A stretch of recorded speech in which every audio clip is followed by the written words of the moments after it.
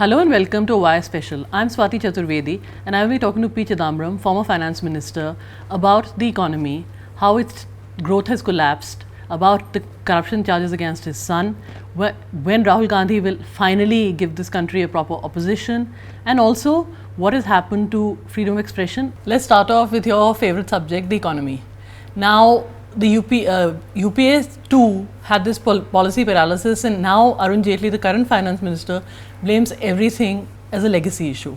He says that you left the banks with such NPAs that he had no choice but to bail them out. What do you say?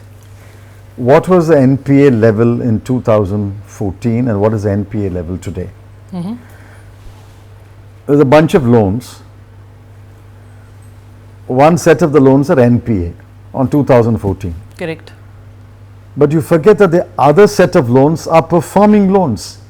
They were performing assets.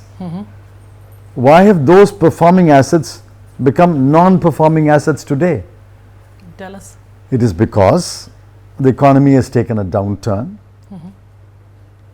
and therefore what was a performing asset has become a non-performing asset. But you know, The NPA level in 2014 was only 3 crore. The rest was perfectly performing. Interest was being paid, installments were being paid, perfectly performing. If they have become non-performing today, it's because the economy has been mismanaged and those loans have become non-performing assets. my point to you is different. My point to you is that when you were in the government, the banks are owned. The PSU banks are all, there's one single owner who arm twists them. They're milch cows of whichever government is in office. It is the same in your tenure, it is the same in the NDA's tenure. What do you think should be done now? Let's not, forget about the political blame game, which is always ongoing. But you, when you were finance minister, were the single biggest owner of the PSU banks, and now it's Mr. Jaitley. What do you think is a real solution to this? I do not think that the opinion in the country has turned around to say, let's privatize public sector banks.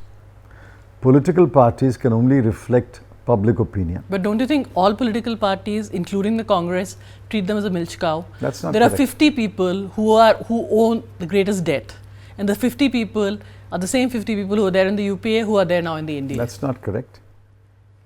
There was no occasion when I have picked up the phone and told the chairman, give this loan.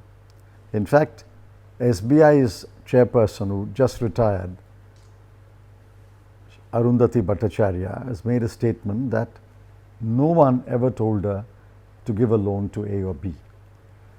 I don't know what's happening under this government, but speaking for my government, speaking for myself, I can say with the utmost confidence, we have never asked any bank to give a loan to A or B. At all, ever. Never. Because they outline cases like Vijay Mallya. They say that the loans were evergreen to Vijay Mallya by the UPA, and they are bearing the brunt of it. Let them name who told the chairman of the consortium. Please understand, most loans are not single bank loans. I agree. They're consortium loans. Correct. No one has the capacity and the influence to reach out to all the chairmen of the banks. In fact, in the UPA, we started taking action against the Mallya account. The excise department started taking action. The service tax department started taking action. The income tax department started taking action. The aeroplane was impounded. All that is on record. To suggest that the UPA or somebody in the UPA government told the chairman of the banks to give a loan to Mr. Mallya is an outrageous lie. Now, there was this great GST was pioneered by the Congress. It was scuttled at every level by the BJP, by the states and in the Rajya Sabha and the Lok Sabha. Now the GST has come along with, of course, the demonetization, which I think is a disaster. What do you make of the twin blows this has struck to the economy, and was this the kind of GST that you wanted as finance minister? This is not GST. Really? You have to call it by some other name or some other acronym. Your leader calls it the Gabbar Singh tax. I don't even want the initial GST to apply, the alphabet GST to apply. A GST by definition is one rate. In the transition period, you can have a rate plus and a rate minus, a demerit rate and a merit rate, which is what Chief Economic Advisor recommended in his report. But they have got 8 rates, and upon that they've got cesses, and upon that they've given liberty to state governments to withdraw taxes. For example, Gujarat, a couple of days ago, Yes. withdrew some tax on some commodities peculiar to Gujarat. So I think Khakra, namkeen and man-made this is a complete mess of a GST. This is a caricature of a GST. Everything about this law that they made and the tax they have introduced is flawed.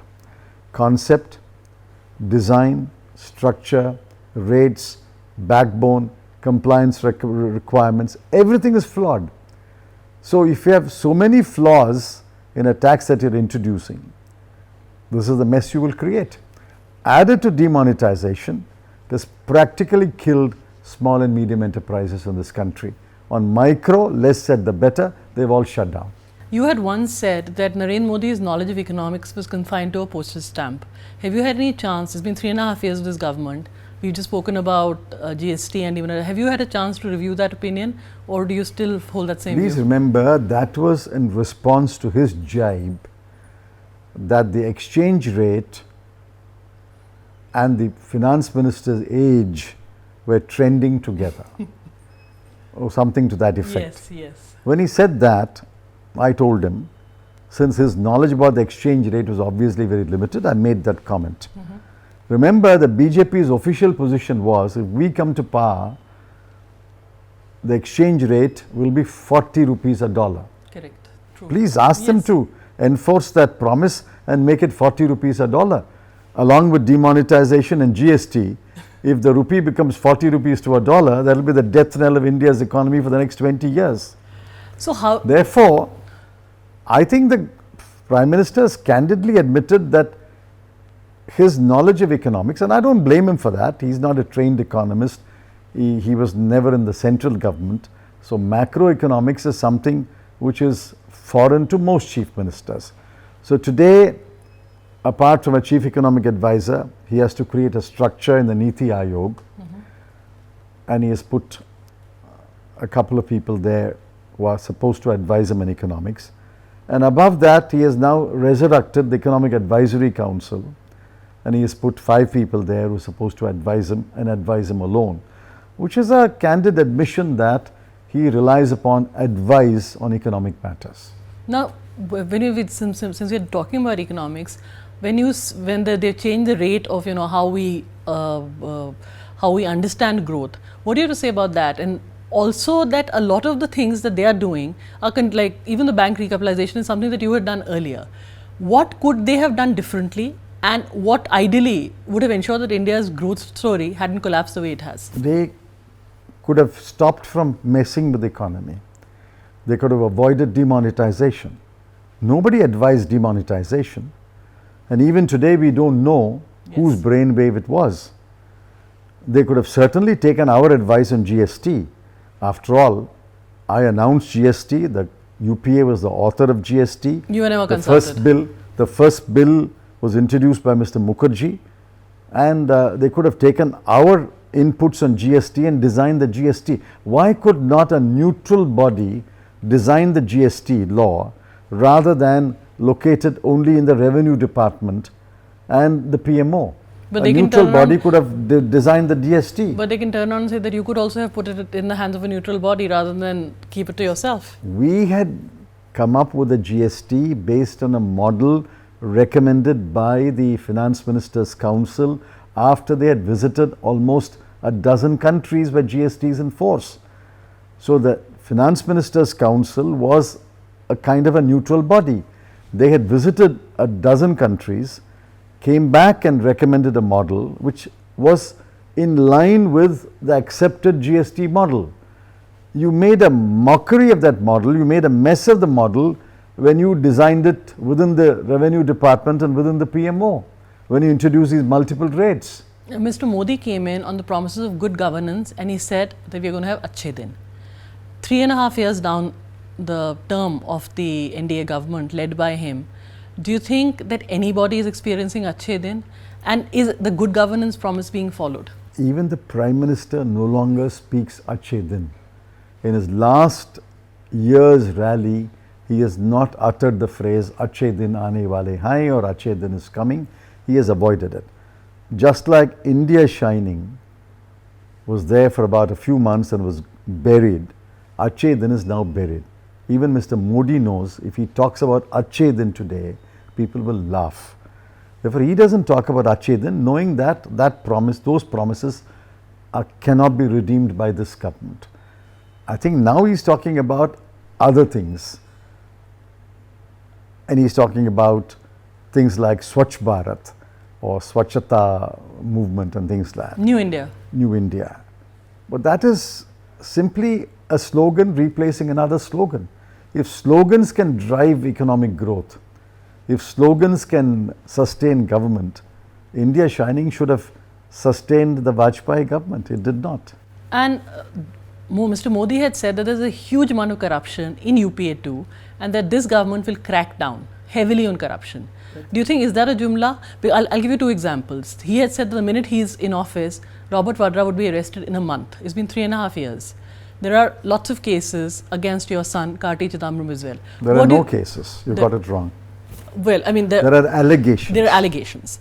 So my point is that, do you think these things are just being held over the heads of opponents as a kind of a political thing, or is there any action against what they call was large-scale corruption? I don't want to comment about anything that concerns me, because I'm pretty secure in my belief and conviction that we have done nothing wrong. Leave that aside.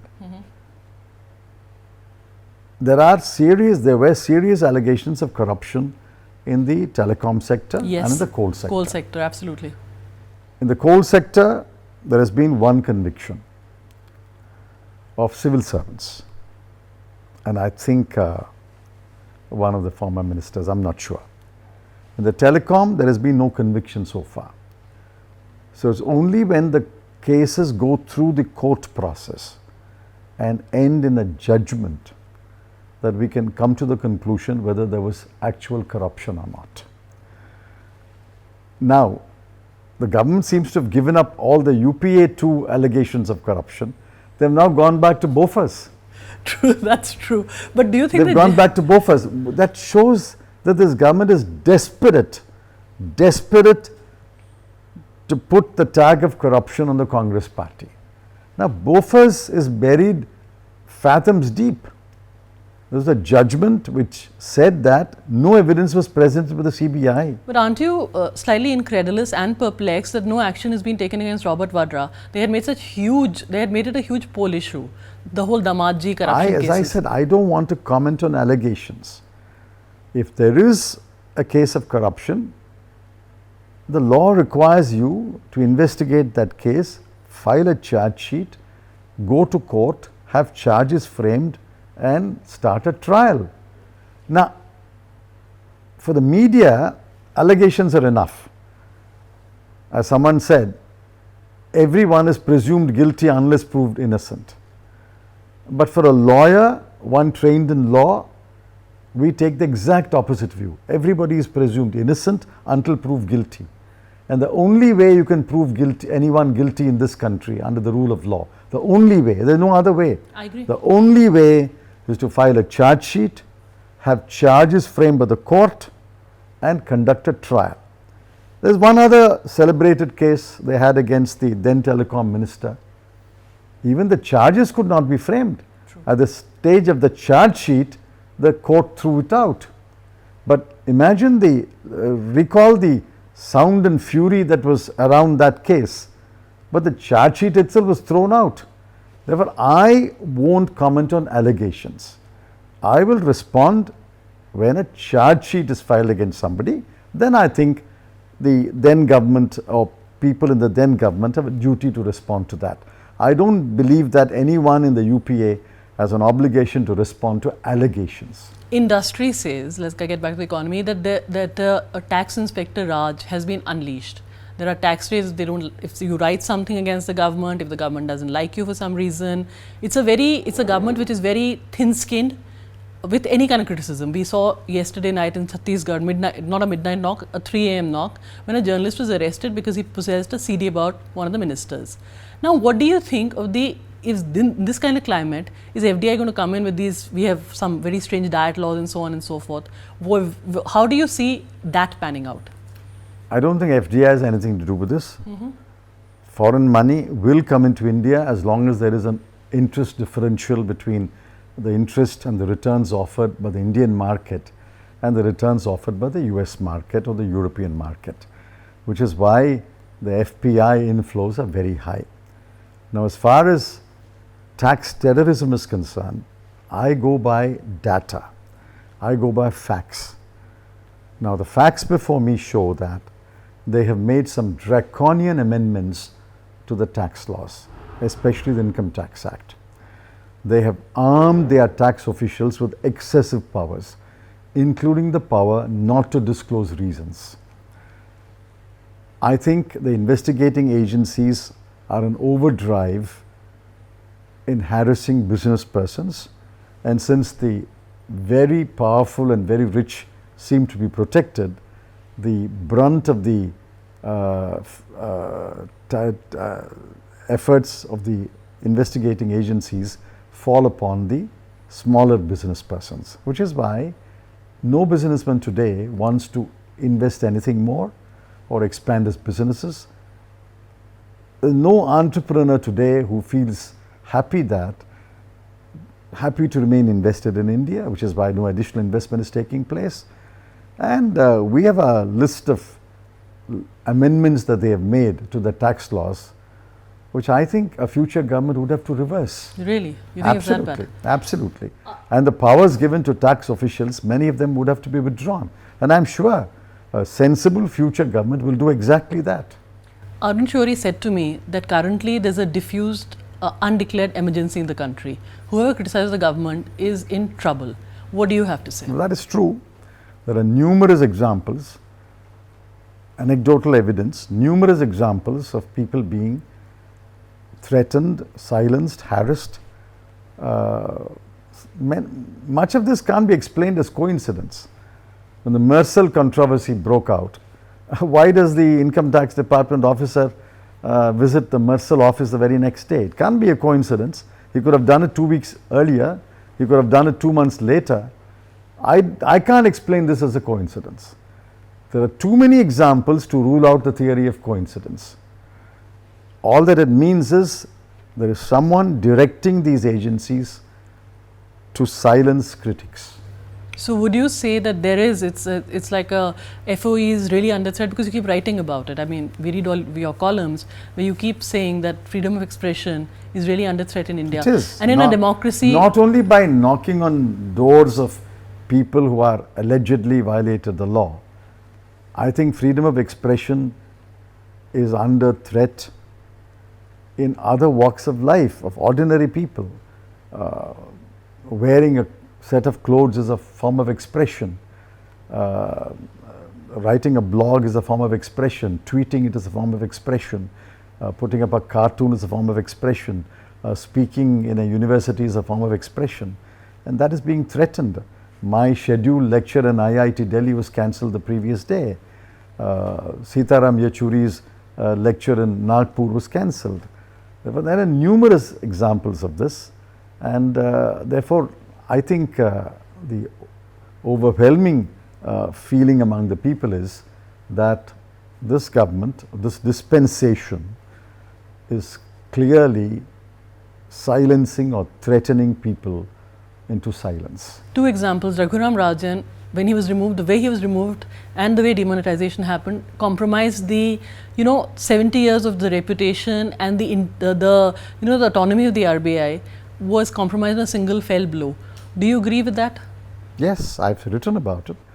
I think the RBI did not cover itself with glory when it received a letter on the 7th of November called a truncated board meeting and obediently endorsed the proposal on the 8th of November, which I think was a serious blow to the autonomy of the built over 70 RBI. years. Yeah. And I'm afraid they have not recovered from that blow yet.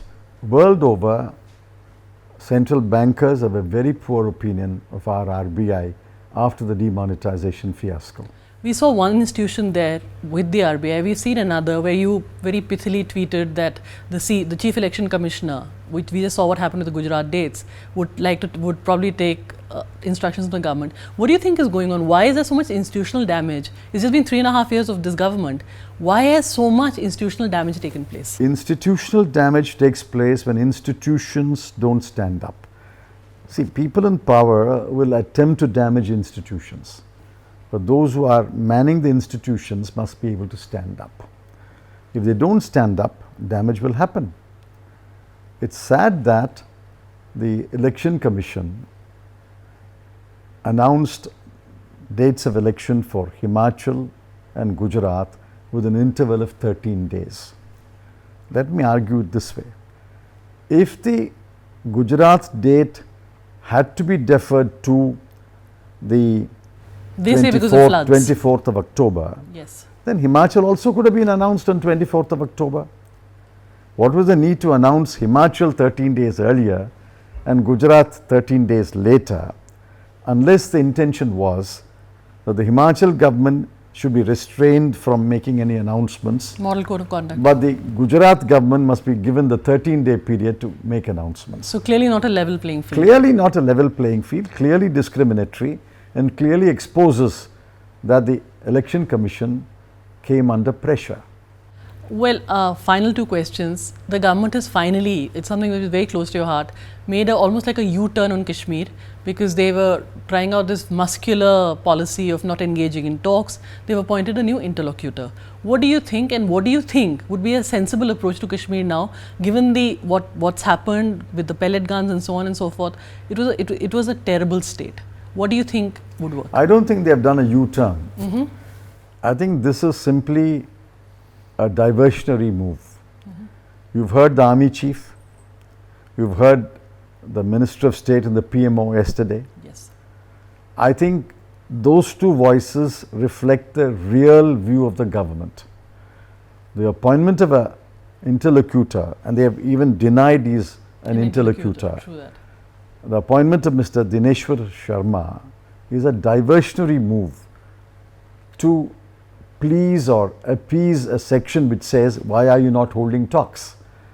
But after I heard the army chief and a MOS PMO, I'm no longer convinced that this gentleman has a mandate to hold meaningful talks with all sections of the people. It's only when he talks I will know if he talks at all. No, but when we look at what happened in Kashmir with the pellet guns, with that Major Gogoi tying up that voter, to a jeep, and the kind of this hyper nationalism, which people are being called anti-national, campuses, JNU was branded anti-national. How do you perceive all of this? What's going on in Kashmir and this whole branding of anybody that somebody does not like as anti-national or go to Pakistan?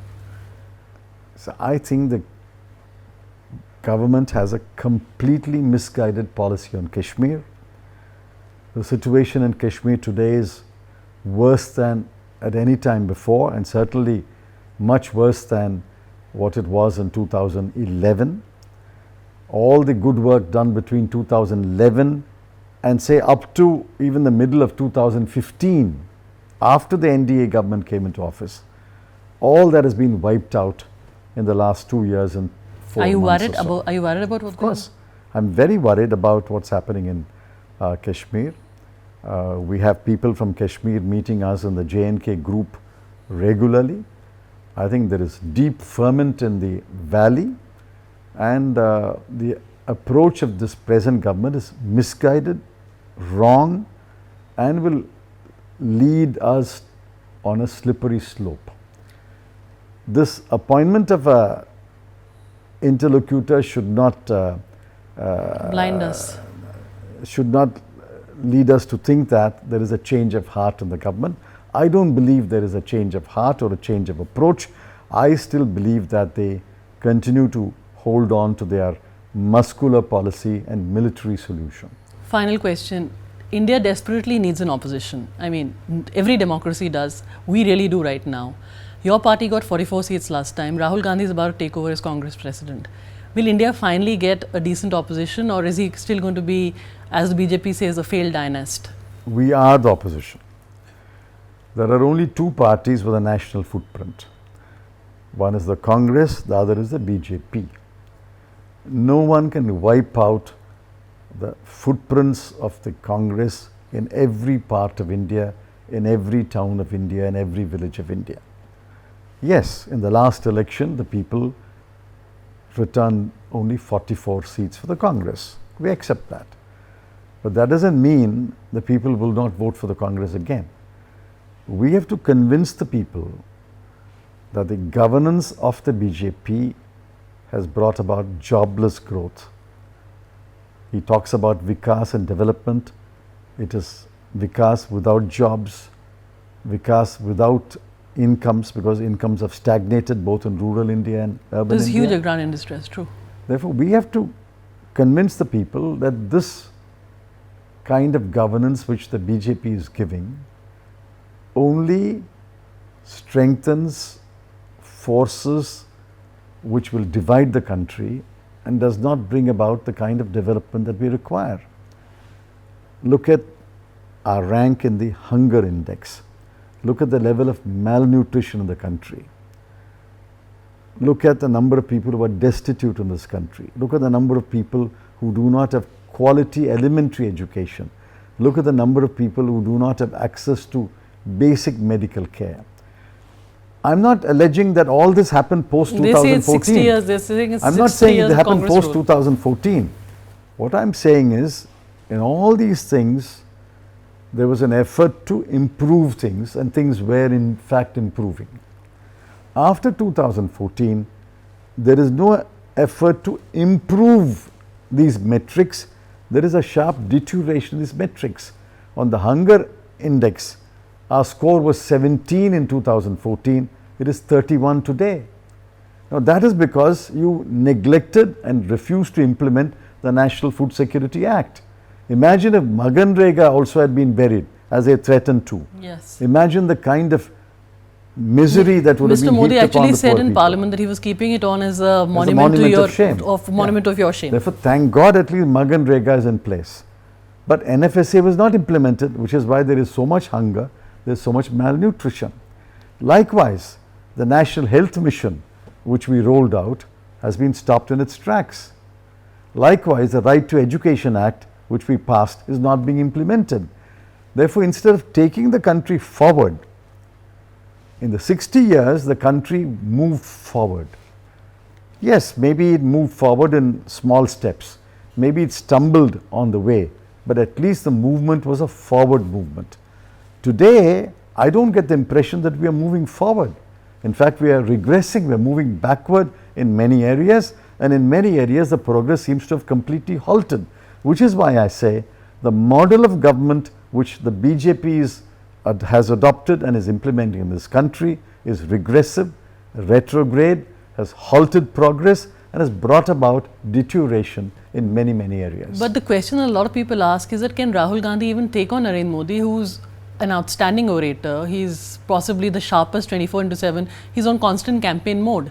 Your leader, on the other hand, the BJP calls him a failed dynast, says he's not fully engaged, and you never know when he'll take off for somewhere. What do you want to say answer this dynast because you've used it more than once. Smriti Irani called him a failed dynast. Please remember, the last member of a Nehru Gandhi family who was holding any constitutional office was 1989. In the last 28 years, there has not been a member of the Nehru Gandhi family holding any position as minister or any other constitutional position. So in the 28 years, there have been 6 or 7 prime ministers. There have been numerous ministers, numerous governments. So this argument that a dynasty is controlling India is all rubbish, and I think we better put an end to this frivolous, foolish argument. Question is, Mr. Vajpayee was also a great orator. In fact, I think he was a more persuasive speaker than the present Prime Minister. And he was a man with a large heart. And he was genuinely compassionate, and one can't accuse him of dividing or polarizing the electorate. And everybody thought, and I confess, even I thought in 2004, that election will be won by the BJP. The media had predicted a resounding victory for the BJP, but the BJP lost. But I don't think you can predict results of election which are 18 months away. We are making an effort. We are presenting an alternative narrative, an alternative argument, an alternative model of governance. We draw upon our record. Our record is a good record with some bad spots. We are drawing upon our record. We are not hiding our dark spots. We say, yes, mistakes have happened, but we are drawing upon our record. The most important aspect of that record is in the 10 years we lifted 140 million people out of poverty. On that record, I am confident that the people of India will renew or extend their support to the Congress party. If they don't, we sit in the opposition. If they do, we form the government. But that's democracy. I don't think it's a matter of life and death. It's a matter of convincing the people of India. Thank you. Thank you so much. Thank you.